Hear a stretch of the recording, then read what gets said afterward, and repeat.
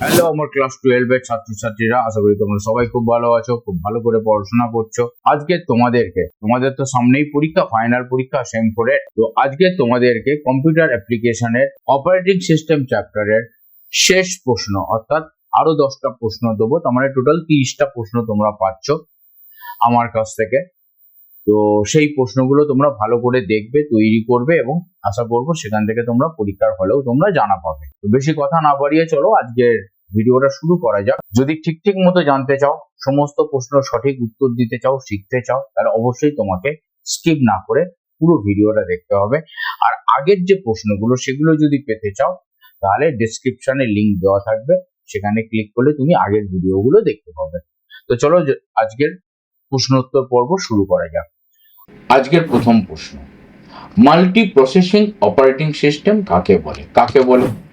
Multi processing operating system হলো এমন একটা অপারেটিং সিস্টেম যা একই কম্পিউটার সিস্টেমে একাধিক সেন্ট্রাল প্রসেসিং ইউনিট বা প্রসেসর ব্যবহার করার জন্য ডিজাইন করা হয়েছে। তার উদ্দেশ্য কি?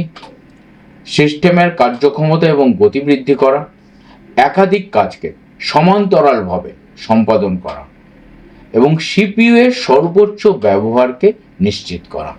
চলো এবার যাওয়া যাক পরের প্রশ্নে। 2 নম্বর প্রশ্ন কি আছে?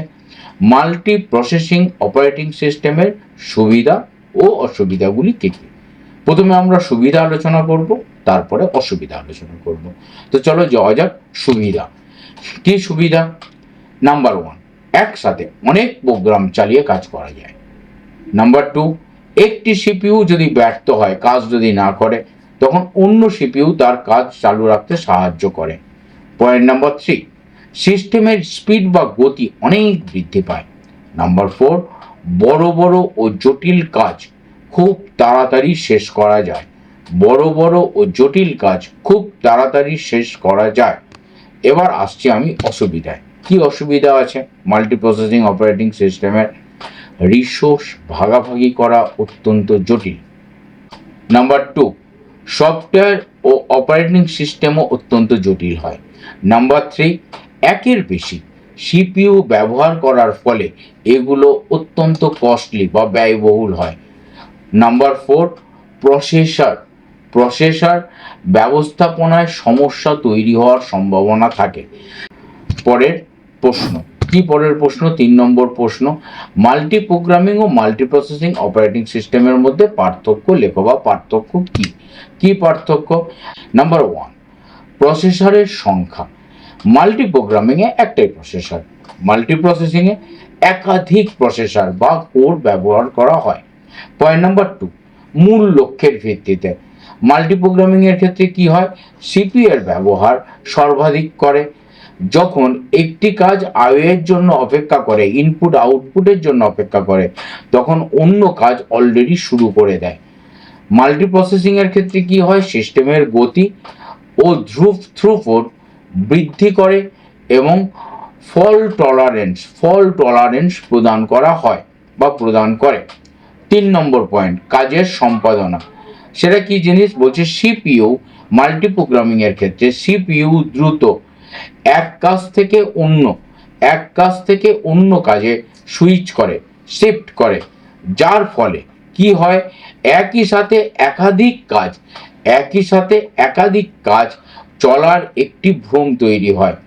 আর মাল্টি প্রসেসিং এর ক্ষেত্রে কি হয়? একাধিক কাজ বা একটি কাজের অংশগুলি একই সময়ে একাধিক প্রসেসরে সত্যি সম্পন্ন হয়ে থাকে।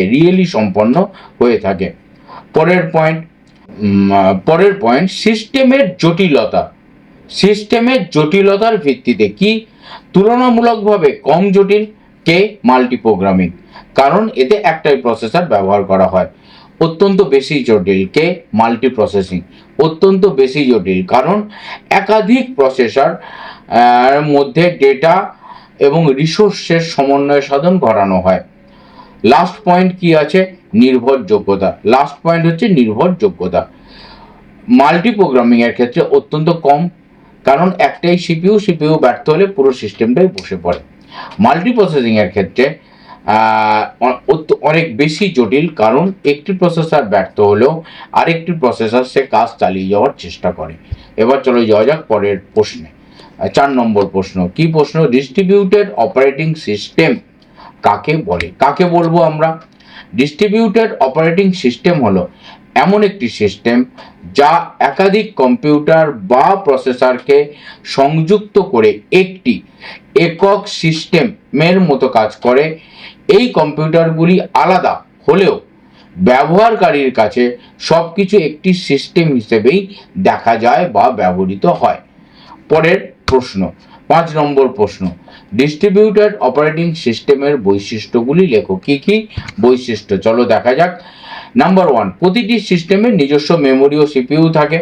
কি থাকে? নিজস্ব মেমোরি ও সিপিইউ থাকে। প্রসেসরগুলি আলাদা কিন্তু নেটওয়ার্কের মাধ্যমে যুক্ত থাকে। পরের পয়েন্ট, ব্যবহারকারী বুঝতেই পারে না কোন কাজ কোন কম্পিউটার করছে। কি বুঝতে পারে না? কোন কাজ কোন কম্পিউটার করছে। লাস্ট পয়েন্ট, রিসোর্স শেয়ারিং অত্যন্ত সহজ। রিসোর্স শেয়ারিং অত্যন্ত সহজ। পরের প্রশ্ন, ডিস্ট্রিবিউটেড অপারেটিং সিস্টেমের ব্যবহার লেখো। কি কিভাবে ব্যবহার হয়? ব্যবহারের ক্ষেত্র প্রথমে বলবো, তারপরে তার সুবিধা বা ভূমিকাটা বলবো। প্রথম পয়েন্টে থাকছে ক্লাউড কম্পিউটিং। কি হয়? ক্লাউড প্ল্যাটফর্মগুলি, যেমন ধরে নাও Amazon web services, AWS, Google cloud, Microsoft Azure, এগুলো কি হয়? হাজার হাজার সার্ভারকে সংযুক্ত করে একটি একক পরিবেশ হিসেবে কাজ করে।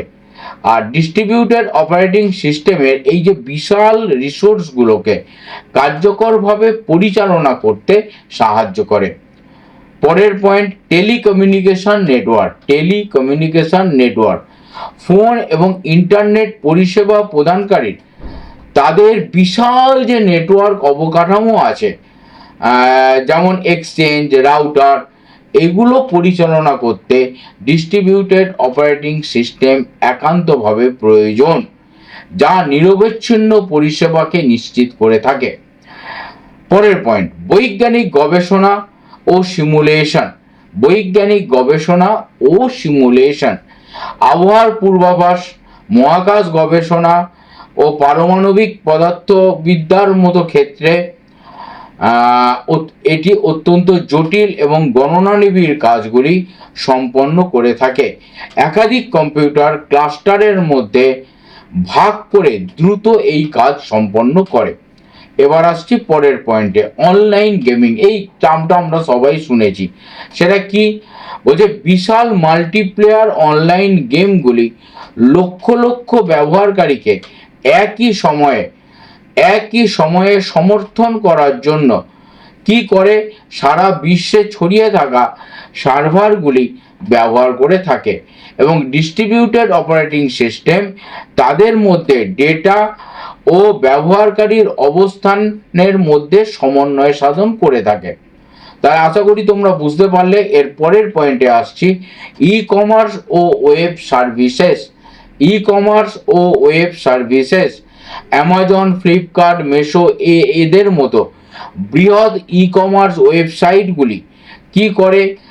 অন্যান্য জনপ্রিয় ওয়েব পরিষেবাগুলি তাদের ট্রাফিক এবং লোড সামলানোর জন্য বিতরণ করা সার্ভার আর্কিটেকচার ব্যবহার করে। Last point, enterprise resource planning. Enterprise resource planning সেটা আবার কি জিনিস? বড় কর্পোরেট সংস্থাগুলো, কর্পোরেট হাউসগুলো কি করে? তাদের বিভিন্ন যে বিভাগ, যেমন HR, ফাইন্যান্স, ম্যানুফ্যাকচারিং প্রভৃতি যে বিভিন্ন বিভাগ আছে, সেই বিভাগগুলো জুড়ে ডেটা ও অ্যাপ্লিকেশনগুলিকে কার্যকরভাবে সংযোগ ও পরিচালনা করতে এই ডিস্ট্রিবিউটেড অপারেটিং সিস্টেম ব্যবহৃত হয়ে থাকে। এবার আসছি পরের প্রশ্নে। কি পরের প্রশ্ন? রিয়েল টাইম অপারেটিং সিস্টেম কাকে বলে, তার বৈশিষ্ট্য কি? চলো দেখা যাক। রিয়েল টাইম অপারেটিং সিস্টেম এমন একটি অপারেটিং সিস্টেম যার নির্দিষ্ট সময়সীমার মধ্যে কাজ সম্পন্ন করতে বাধ্য। এই সিস্টেমের প্রতিটি কাজের জন্য সময় নির্ধারিত থাকে এবং সেই সময়ের মধ্যে কাজ শেষ করতে হয়। রিয়েল টাইম অপারেটিং সিস্টেম এমন একটি পরিবেশে ব্যবহৃত হয় যেখানে প্রচুর সংখ্যক ইভেন্ট, বেশিরভাগই কম্পিউটার সিস্টেমের বাইরে, অল্প সময়ের মধ্যে বা নির্দিষ্ট সময়সীমার মধ্যে গ্রহণ ও প্রক্রিয়াজাতকরণ করতে হয়। এই ধরনের অ্যাপ্লিকেশনগুলি হলো শিল্প নিয়ন্ত্রণ, টেলিফোন সুইচিং সরঞ্জাম, ফ্লাইট নিয়ন্ত্রণ, এবং real time simulation. Real time operating সিস্টেমের উদাহরণ হলো airline traffic control system, command control system, airline reservation system, heart pacemaker, network multimedia system প্রভৃতি।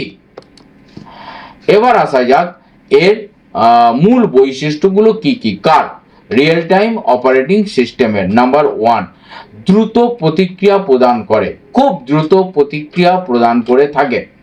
নাম্বার 2, নির্ভরযোগ্য এবং সময়নিষ্ঠ। নাম্বার 3, নির্দিষ্ট টাইম ফ্রেমে কাজ সম্পন্ন করে।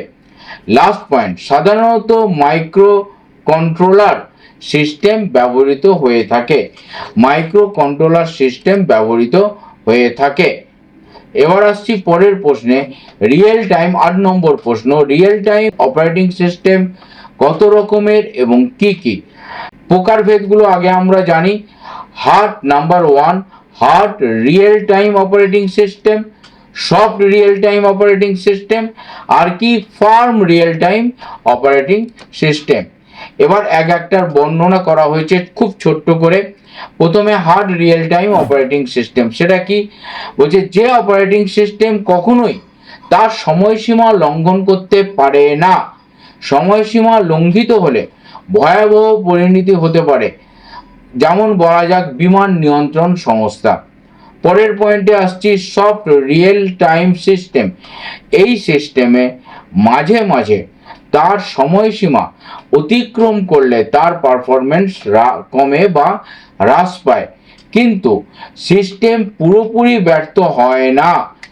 উদাহরণস্বরূপ আমরা বলতে পারি টেলিফোন সুইচিং, ভিডিও স্ট্রিমিং প্রভৃতি। শেষ point, zero real time system. এগুলো কি? এগুলো এমন সিস্টেম যা হার্ড এবং সফট রিয়েল টাইম সিস্টেমের মধ্যে অবস্থিত। জিরো রিয়েল টাইম সিস্টেম একটি নির্দিষ্ট সময়সীমা, মনে রাখবে, একটা নির্দিষ্ট সময়সীমা অতিক্রম করা অত্যন্ত সহনীয়, তবে সময়ের সাথে সাথে আউটপুটের উপযোগিতাও আমাদের কাছে হ্রাস পেয়েছে। উদাহরণস্বরূপ বলা যায় online trading system. Number 2, reservation system.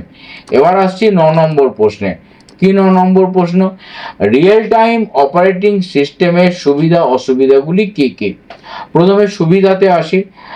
নির্দিষ্ট সময়ে কাজ সম্পন্ন করে, মাল্টিটাস্কিং দক্ষতা আছে, দ্রুত প্রতিক্রিয়া দেয়, রিসোর্স ম্যানেজমেন্ট অত্যন্ত ভালো। তাহলে অসুবিধা কি? অসুবিধাগুলো হলো নাম্বার 1, অত্যন্ত জটিল ডিজাইন, লিমিটেড বাফারিং ও স্টোরেজ, নির্দিষ্ট কাজের জন্য উপযোগী, আর কি কম ইউজার ফ্রেন্ডলি, খুব একটা ইউজার ফ্রেন্ডলি নয়। এবার যাওয়া যাক পরের প্রশ্নের, আজকের শেষ প্রশ্ন। নম্বর প্রশ্নে কি আছে? ডিস্ট্রিবিউটেড ও রিয়েল টাইম অপারেটিং সিস্টেমের মধ্যে পার্থক্য লেখো। ডিভিশন লিখতে হবে। কি সেটা হচ্ছে কি ডিভিশন? বৈশিষ্ট্যের ভিত্তিতে আমরা ডিভিশনটা করব।